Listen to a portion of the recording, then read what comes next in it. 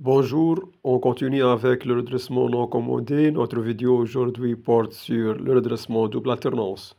On utilisera le transformateur à point milieu puis le point de Grace. On commence par le transformateur à point milieu avec deux diodes. Comme c'est clair sur le schéma, les deux diodes sont à cathode commun. C'est important de fixer donc les intervalles de conduction. La règle exige que pour les diodes à cathode commun, celle dont le potentiel d'anode est le plus élevé conduit et l'autre est bloqué. La tension aux bornes des deux demi-transformateurs est désignée par VE, puisqu'elles sont donc tous les deux identiques. Et bien sûr, il s'agit de tension sinusoïdale. Pendant l'alternance positive de VE, D1 passante et D2 bloquée, c'est une application directe de la règle, puisque le potentiel d'anode de D1 est positif et celui de D2 est négatif. La maille 1 donne VE plus VD1 moins VE égale à 0. Puisque VD1 passant, donc on aura donc VD1 égale à 0 volts et VS égale VE. Donc on aura donc une alternance positive aux bornes de la charge. La maille 2 donne 2 VE moins VD1 plus VD2 égale à 0. Puisque VD1 égale à 0, donc VD2 puisque donc VD1 égale à 0, donc VD2 égale moins 2 VE. Donc la diode doit supporter donc une tension inverse maximale égale 2 fois VE max. Il faut donc tenir compte de ça lors du choix des diodes. Donc VRRM doit être supérieur à 2 fois donc la valeur maximale de VE. Donc la loi du nœud donc, donne I égale I1 plus I2. I2 égale à 0 puisque D2 est bloqué et I égale I1. Pendant l'alternance négative de VE, D1 bloqué et D2 passante, donc la maille 3 donne VS plus VD2 plus VE égale à 0, donc VS égale moins VE, c'est-à-dire la tension aux bornes de la charge, elle sera positive, donc d'où donc la tension donc elle est redressée. On a donc redressement double alternance. I1 égale à 0, I1 égale à 0 puisque donc D1 il est bloqué, implique que I égale I1.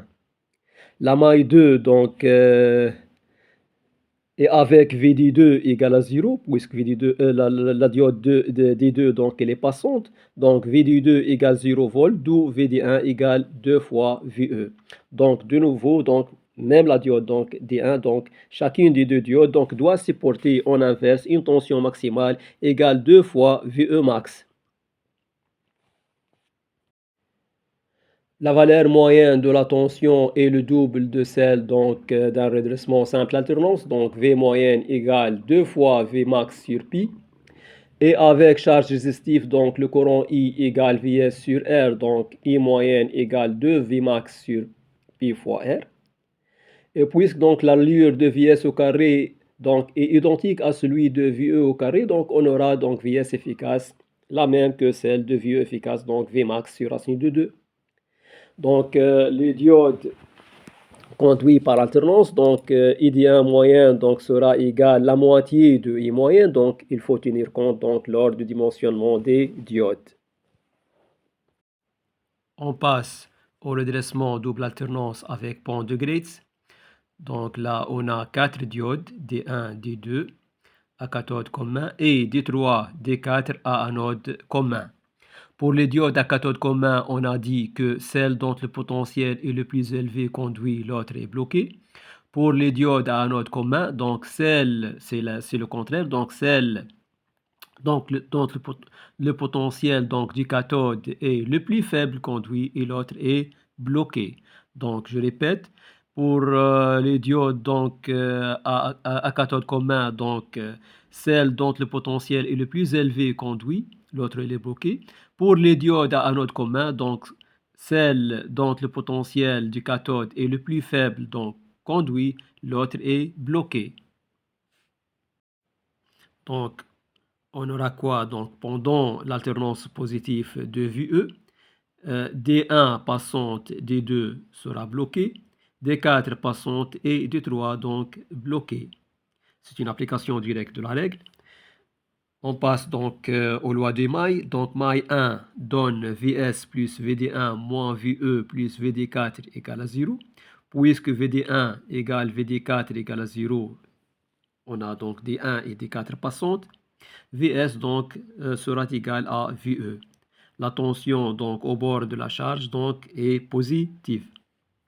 La maille 2 donc donne Ve moins Vd1 plus Vd2 égale à 0.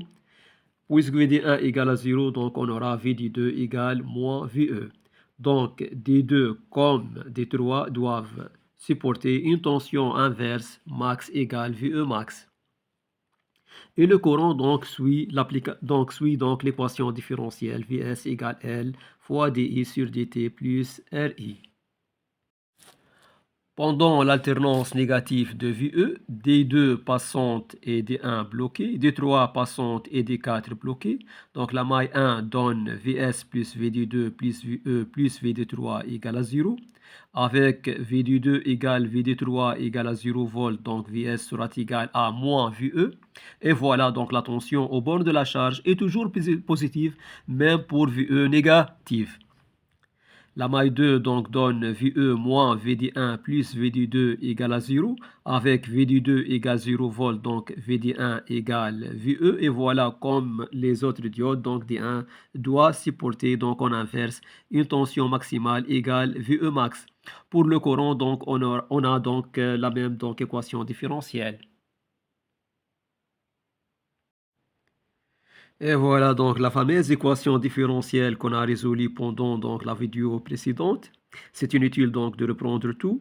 Je laisserai donc le lien du vidéo donc dans la description de la première partie, donc la vidéo de la première partie donc dans la description.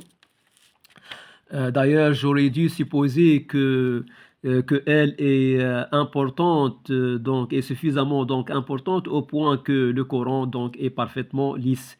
Mais je l'ai pas fait, donc je dois donc subir les conséquences donc de mes choix. C'est pas trop compliqué d'ailleurs. Donc on sait bien que I c'est la somme de deux solutions, donc solution particulière et solution donc homogène. I égale Vmax sur Z sinus oméga t moins phi plus lambda exponentielle moins R sur LT. On choisit origine de temps donc avec I égale I minimale. On aura donc lambda égale I min plus Vmax sur Z fois sinus phi. Après une demi-période, donc I va donc de nouveau donc reviendre à I minimale.